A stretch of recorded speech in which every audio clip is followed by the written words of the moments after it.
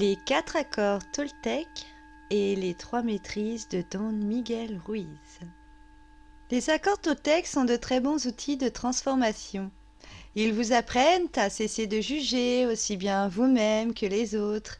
Ils vous accompagnent vers un changement de vie et à ne plus vivre dans la culpabilité, la honte et le rejet de soi. Vous apprenez à briser vos accords limitants et à les remplacer par de nouveaux accords qui manifesteront votre amour de la vie.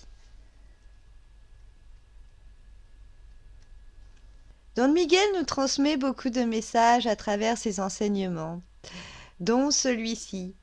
Si nous sommes conscients, nous changerons le rêve et nous serons libérés du parasite. Et nous le ferons. Ça, c'est la bonne nouvelle. Si je peux le faire, le monde entier en est aussi capable. Nous y parviendrons tous. Tout ce que nous avons à faire est de guérir le rêveur. Guérir l'importance personnelle que nous nous accordons, guérir notre propre mental, notre vraie place.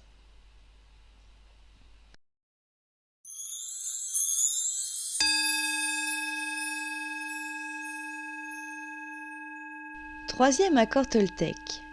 Ne faites pas de suppositions. Nous avons tendance à faire des suppositions à propos de tout. Le problème est que nous croyons ensuite qu'elles sont vraies.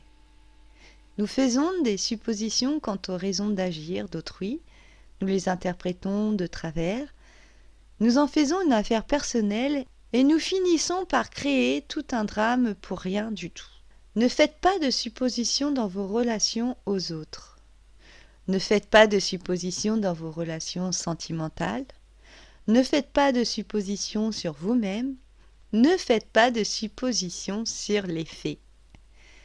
Nous avons vu avec le premier accord Toltec, que ta parole soit impeccable, à quel point nous avons le pouvoir sur la perception de nous-mêmes et du monde qui nous entoure. Avez-vous remarqué que souvent le « si je fais comme ça », il risque de m'arriver ceci, ou je suppose qu'un tel me juge, ou dire de faire attention à ceci, je suis sûr qu'il va arriver cela. Bref, repensez au nombre de fois que lorsque vous avez supposé une situation, une action, émis une intention sur un fait ou quelque chose ou quelqu'un, en général, votre vérité sur cette supposition est renvoyée tel un écho à votre propre livre de la loi. Exemple. Tu devrais attacher ton chien. Si une voiture passe, c'est dangereux. Il risque de se faire renverser. Et paf, 10 minutes plus tard, le chien finit sous les roues de la voiture. Ou bien, tu devrais faire attention car tu risques de te brûler avec le four. Et bim, ça arrive. Nous avons tous des exemples à donner qui démontrent le manque de confiance en le monde extérieur. Du coup, il nous le rend en fonction de nos propres certitudes en ce qui le concerne. Mais également en notre propre monde intérieur, là où nous nous limitons, où nous nous laissons guider par nos propres limitations et accords conclus avec nous-mêmes. De là, le livre de la loi sort le juge, la victime ou le parasite, mais finalement, on en revient à notre perception du monde, celui qu'on crée par notre force de pensée. Nous sommes des êtres intelligents et nous faisons sans cesse que de penser, constamment à un point de submerger notre mental.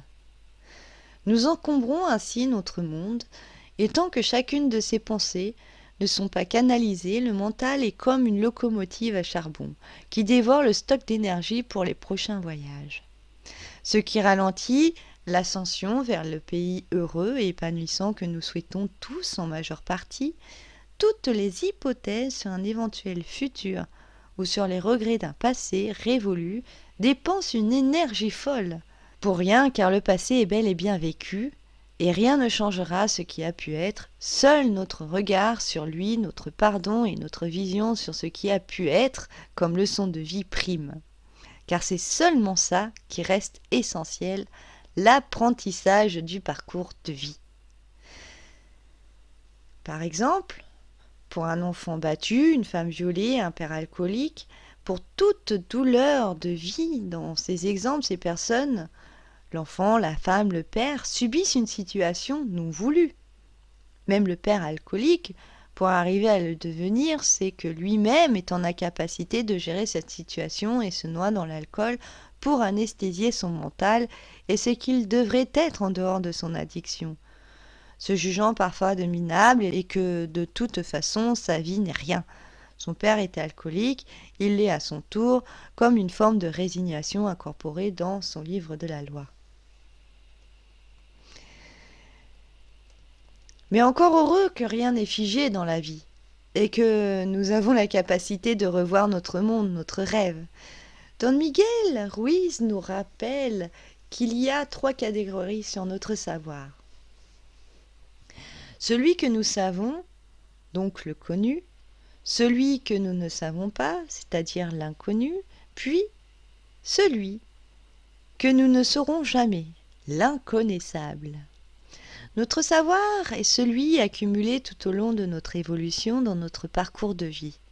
Et l'information accumulée dans nos têtes sont des savoirs de nos accords, de notre perception de notre réalité, de notre rêve et de notre point de vue.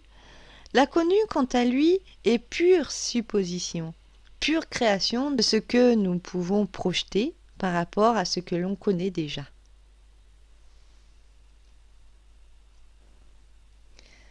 Je vais vous faire part de mon expérience pour bien comprendre à quel point l'inconnu peut nous renvoyer à toutes sortes de suppositions. J'ai suivi un modèle de société qui me renvoyait l'image que la femme devait, avant 30 ans, être mariée, avoir des enfants et une maison avec son mari. Toute ma vingtaine et début de trentaine, j'ai cherché à rentrer dans un moule qui ne voulait pas de moi. Puis un jour, j'en ai eu marre. Et j'ai décidé de faire le point sur ce que je désirais réellement, pas juste une norme sociétale, mais la mienne. Puis j'ai décidé que ce dont je souhaitais le plus, c'était d'investir dans ma maison à la campagne clos de murs, où je pourrais y faire mon potager, voir des poules, et pas trop loin de tout, ni de mes parents. Je l'ai pensé si fort, j'ai même fait une demande à ma sœur décédée pour trouver cette maison dans mon budget. Là où c'était fort intéressant, c'est que toute ma vie, j'ai suivi le rêve du monde, mais pas le mien. J'ai vécu différentes histoires d'amour, mais à chaque fois que j'arrivais à cette construction et l'engagement, tout s'effondrait. Lorsque j'ai mis un terme à la croyance du monde, ce sont les limitations et les croyances de mon entourage, donc de l'extérieur, encore qui venaient pour m'apporter du doute, des peurs. Comme sur le fait d'être une femme et qu'investir, fallait avoir les reins solides, qu'il fallait être sur tous les fronts. Limite, c'était une montagne infranchissable. Mais comme j'avais pris ma décision et que mon intention était bel et bien d'être propriétaire, eh bien la règle des 3 est apparue. Tout d'abord, je vous le dis, demande et tu auras fonctionne bien lorsque tu fais avec le cœur. Car 3 semaines plus tard, je trouve ma maison avec tous les critères. 3 jours après, je signe le compromis de vente et 3 mois plus tard, j'avais les clés de ma maison. Comme quoi que la montagne à gravir était celle que les autres se font. Mais pour ma part, elle ne faisait plus partie de mon rêve, alors je marchais juste tranquillement vers l'accomplissement de mon rêve. Mais combien de temps ai-je perdu à suivre le rêve du monde, à répéter des cycles et des situations où je ne vivais pas totalement mon rêve? Certes, j'ai appris beaucoup de choses qui d'ailleurs m'ont amené à comprendre que nos rêves, notre vie nous appartient et que parfois certains chemins sont nécessaires à parcourir pour comprendre que toi seul es le créateur de ton rêve, de ton monde. Alors c'est pour ça qu'il faut cesser de perdre du temps à suivre le rêve du monde et se concentrer sur son propre rêve. Vous êtes seulement au courant de ce que vous dit votre savoir. Ce dernier n'est constitué que des jugements que vous pouvez prononcer sur le monde, de vos interprétations, de votre point de vue personnel. Vous ne savez pas ce que les autres ressentent, ce qu'ils pensent, ce qu'ils croient, ce dont ils rêvent.